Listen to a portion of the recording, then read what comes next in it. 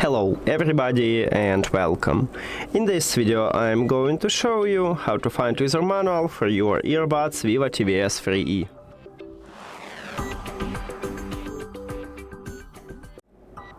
3E. You have to start by open VIVO Earphones application, and of course you need to add your earbuds to the app. Then you will see them at the device list and you need to tap on them.